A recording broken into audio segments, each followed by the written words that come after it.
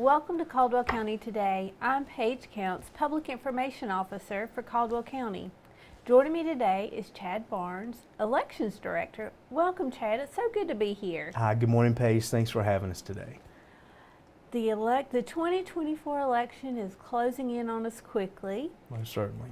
And we just wanted to talk today about some of the information people need to know. There's some important dates coming up and things like that. Sure. So Yeah. let's talk about the big date. Yeah, November the 5th. That is the election day. Polls open at 6:30 that morning, and then they're open till 7:30 that evening.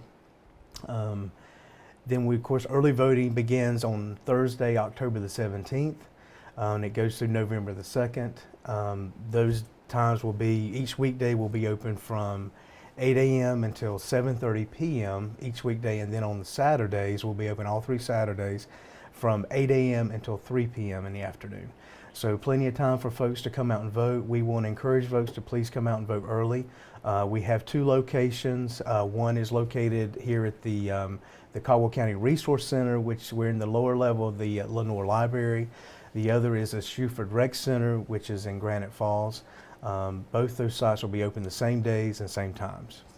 I'm going to do a little aside here. It's not really a flow question, but for people who need information about the election, where can they get that information? Most certainly. All the information is on caldwellcountync.org, which is our county's website. Underneath the tab of Board of Elections, you can find all this information about the dates and times. Your sample ballots will be on there. Everything that you would like to know or need to know about elections that's coming up, it's on there. We try to keep that updated. Any new information and such as that's on there as well. What if people aren't web savvy? Sure, and that's, then you certainly can call us here at the office. Our phone number is 828-757-1342. You can reach out and anytime. We're here from 8 till 5. We're glad to answer any questions you have. We've already had folks, of course, first is happening, this coming Friday, we'll be sending out absentees by mail. We've had several folks, over 500 at this point, that have requested absentees to be mailed to them, which is normal for the season. So yeah, we've had folks question, how do I do that? How do I go about it? If you're not able to print your application off the website, of course, we're glad to mail that to you if you need us to, any way that we can help. Well, let's walk through that application process for absentee, because you and I talked yesterday and anybody can vote absentee. Yes, that's correct. So I want to vote absentee, Chad. Walk me through it. Yeah, so certainly if you decided this year you're going to vote absentee instead of, or if you're going to be out of town or maybe working and not able to come, you can request that. You can go on our website. That information is there under absentee. There's a tab just about that, and you can get your form. What we need you to do is fill out the application, send in that application to us. You can bring it by or send it in to the office, and then that way when we process it, we'll be able to mail you out your ballot beginning this Friday on the 6th. People will be requesting those up until the deadline to request it is actually on Tuesday, October the 29th. So you can request that absentee to be mailed to you up until that date at 5 o'clock. When do you have to have your absentee ballot returned by? That has to be returned by November the 5th. There's no grace period this time for folks, so we're encouraging every time we talk to folks, please, as soon as you receive your ballot, fill it out and get it mailed back to us so we will receive it before November the 5th. There's no 3-day grace period. It doesn't have to be just postmarked that day. It needs to be actually physically here in the office on November the 5th. Another way you can vote, it's early voting. Sure. And you kind of went over this a minute ago, but let's do it again. Yeah, early voting begins when? It will begin on Thursday, October the 17th, and that goes through November the 2nd. That's the last Saturday, and we're open again. The hours will be each weekday from 8 a.m. until 7:30 p.m. each weekday. Then on the 3 Saturdays, we'll be open from 8 a.m. until 3 p.m. So folks can come here to the library to vote, or the Caldwell County Resource Center, which is the lower level of the library. Can vote here, and also at the Shuford Rec Center, which is in Granite Falls. And besides the convenience of voting early, I'm typically an early voter, so I love the convenience of that. But you can also register to vote Right. early. We do offer. When you vote early. Yeah, that's right. During early voting, we do in the state of North Carolina offer same-day registration. So, folks, if you miss the deadline, the deadline to register is Friday, October the 11th at 5 o'clock. If you should miss that deadline, you can actually do the same-day registration only during early voting, not on election day. You can only do that during that period. But you would need to bring, of course, your driver's license, which everyone's got to bring their photo ID, but you'll need to bring that. And if you don't have an address, if your address has not been changed or updated on your driver's license, you can bring a HAVA document, which is like a utility bill, any government statement that's something that shows that you've been here 30 days in the county. So yeah, just bring that electric bill, water bill. Yeah, something that shows your address here in Caldwell One of County. those things. Exactly. So. We touched on it, Paige. I jumped ahead, I think. You did jump ahead, but but photo ID, yes. we've already, in the primary, fortunately, folks, we had a great success with that. Most of our folks do have a valid driver's license. They can use that as their photo ID. If you're a veteran or if you're a county employee, you can use your ID. All those are acceptable IDs that you can use. It is indeed just a photo ID. We're not concerned about the address that's on there because that changes. Sometimes that happens between election times and things like that. It's just to make sure that you are the person that's standing in front of us and that you resemble that photo that you're presenting to us. And I know we like to point out resemble that photo because yeah. Our friends at the driver's license office are not glamour shots. Mm-hmm. So yeah, I was just thinking about my own photo and yeah, it's a little rough. Yeah. But it's just an ID, and student IDs work. Exactly. Yeah, our county here in our county, of course, is county employees, our sheriff's department, our community college, all those folks, certainly are able to. And there's a whole list. Again, that's on our county on the website. If you have any questions about that, you certainly can call us. But it's on our website and also on the state's website too. All those. And your driver's license does not have to necessarily be active. Is that correct? If it needs to be unexpired, but it can be unexpired for 1 year.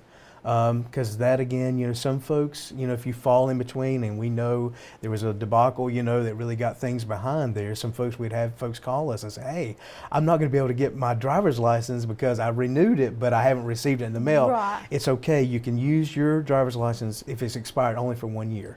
Okay. And the other great thing for a lot of we've had questions from our adults, senior adults here in the county.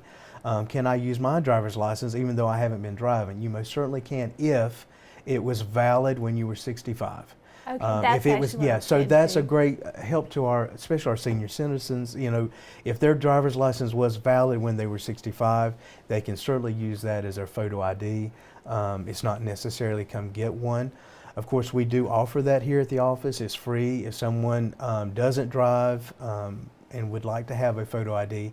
But I want to point out that is indeed only for voting purposes. It's not for any other agency that you can use it for. It's only to come and vote. So, you certainly can do that. We're glad to help folks with that. But majority of our folks, they have a valid driver's license, or it was valid when they were 65, or even if it's, has expired for just 1 year, they still can use that photo ID as their photo ID. So you've already been through this process with the primary. It worked well. It's smooth. Just remember to bring your driver's license. Yeah, I say, and that's the theme this year is, and it's been posted on our social media. But it's bring it. It is bring it. Bring your photo ID. It's important. And if you forget it, you can go back and get it. Especially during the early voting period, we're here for 15 days. Plenty of time for folks to come and vote. So you can actually take care of that. If you do not, though, if someone should come and would forget it or say they've lost it or they don't have a driver, they will not be turned away from voting. But there is a process that they have to do. They're not able to vote their ballot through the tabulator like everyone else. They would have to fill out an exception form stating the reason why they do not have a photo ID, and then they would have to do a provisional ballot and then it would have to be approved by the board, of course. But so we're not going to turn anyone away from voting, but you're going to have to provide that ID either when you come in or before canvass day after the election. Before that will count. Since you brought up canvass, I'm going to just ask, and viewers may or may not care, but Yeah. I kind of want to know. Right. What is the canvass? So canvass is the canvassing. We hear that canvassing and canvass. That is the day. It's the 10 days after the election, is when we actually finalize the results of the election countywide, and then it goes. The state actually does their canvass, which is like 5 or 7 days afterwards, I believe, that they would actually certify the whole election for the whole state. During canvass, what we do is our board, we have a bipartisan board, and they go through all the ATV forms, all information, everything that we do during the election, and make sure that everything is correct, that it is the correct number, everything's accurate, and then then it becomes certified. That's part of the canvassing. I guess it's kind of like certifying the election is another term, but that's what indeed canvassing is. It's to check those tabulations. To make sure the tabulations are correct, everything is accurate, and done properly. Yes, that's right. Just another safety check. It is, yeah. We have so many of those.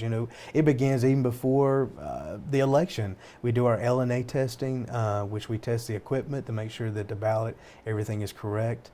Even before that, we do all we check the ballots to make sure that the information is correct on the ballot. So yeah, it's a long process. It's already started as far as the election goes, taking care of those things that has to be done so we indeed have a safe and secure election. And one of the things you do have now is it's called ballot on demand. Correct, yeah. So when a voter comes up, you print their ballot for them. That's correct, yeah. Whenever we're fortunate, we're very thankful to be able to have that equipment. It does actually save money because we're able to vote the particular ballot for each individual that comes in. So when they come through and you give your name, you do still, even though you have your photo ID there, you're going to present it, they're still going to ask you to state your name and your address because that's just statute, that's part of the deal.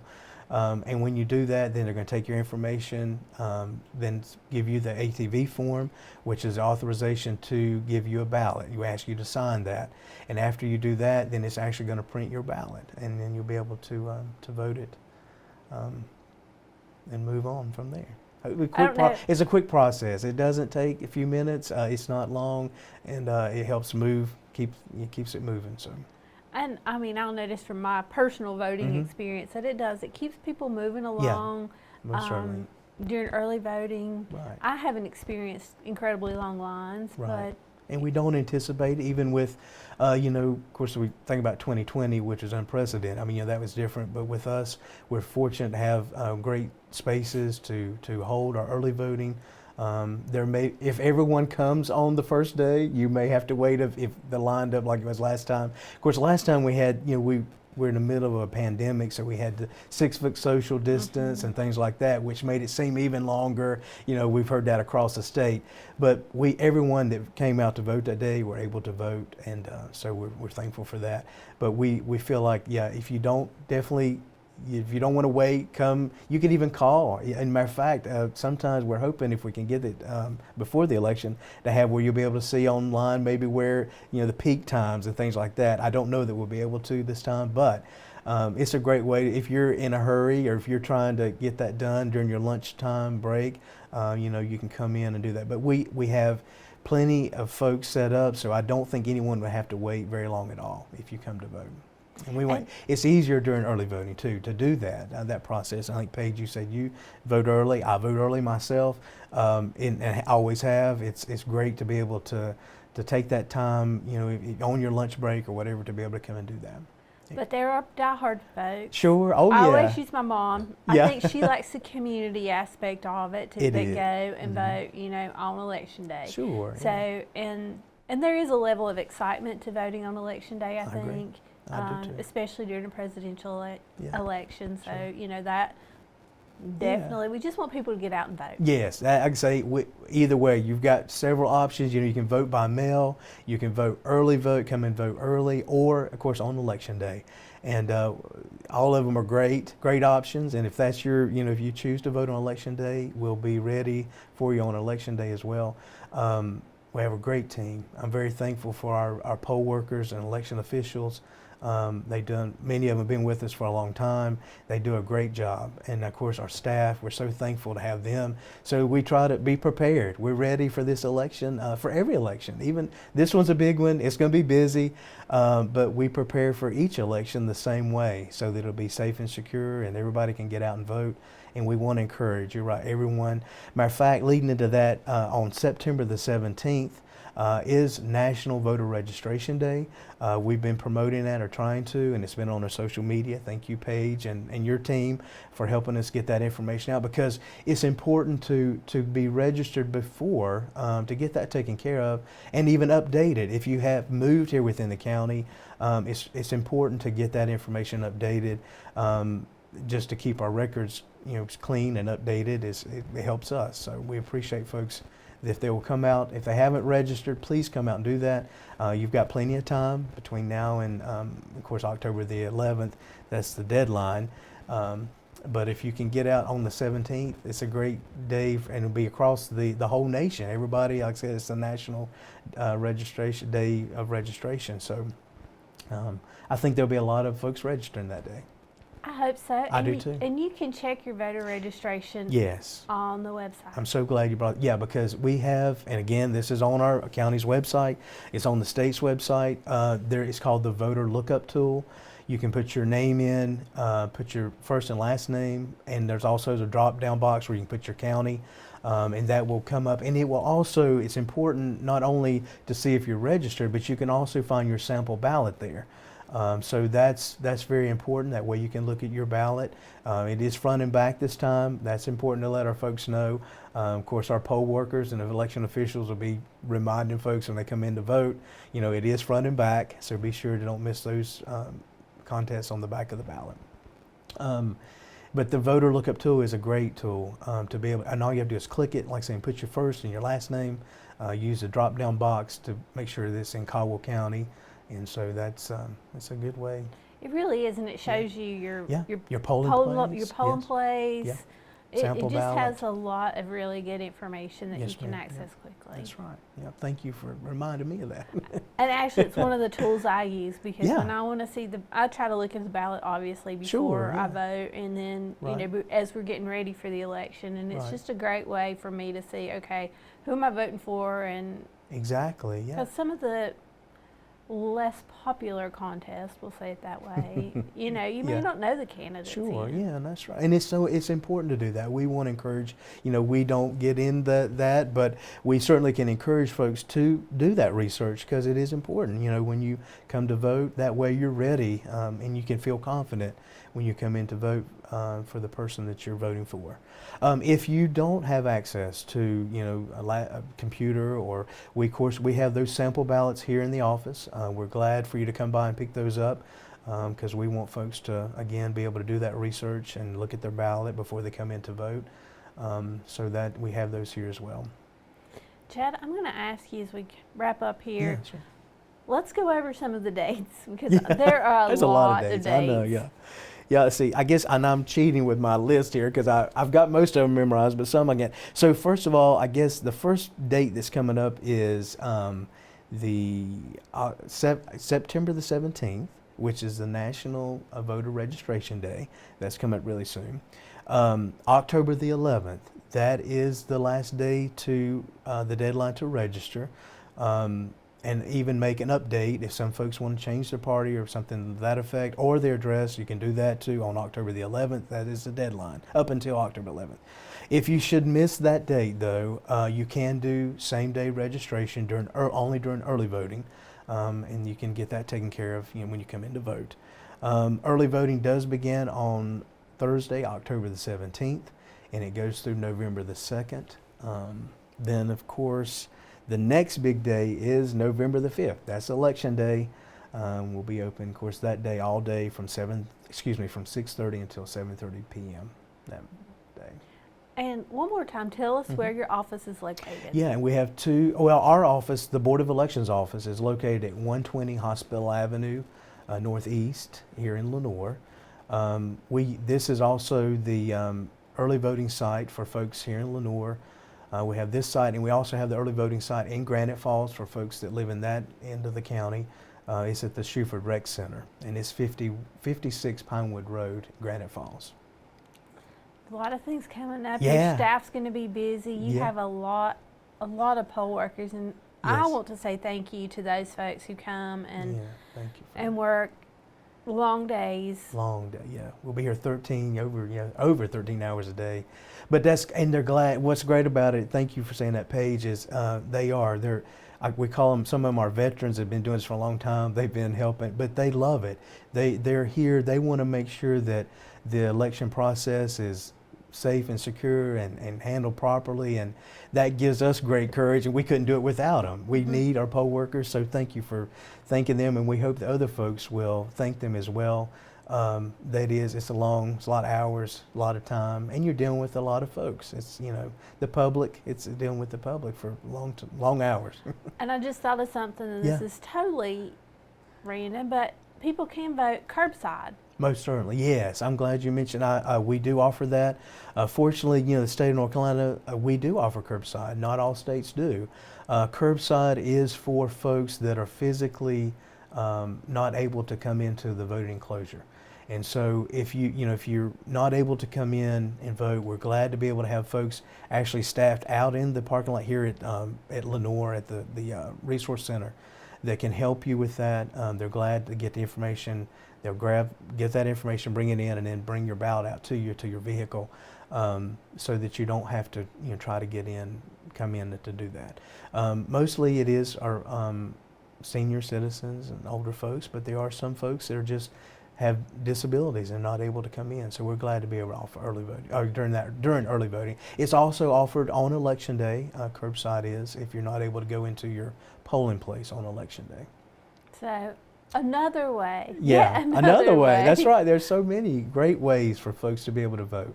And again, I guess we keep coming back to that, but we're blessed to be able to vote in our country. So we want people to take advantage of that and get out and vote. It's so important. And this election, every election is so important. So, Chad, thank you for what you do, and thank you for talking to us today. Thank you, Paige, for having us. We appreciate you and your team very much. And thank you for watching Caldwell County Today.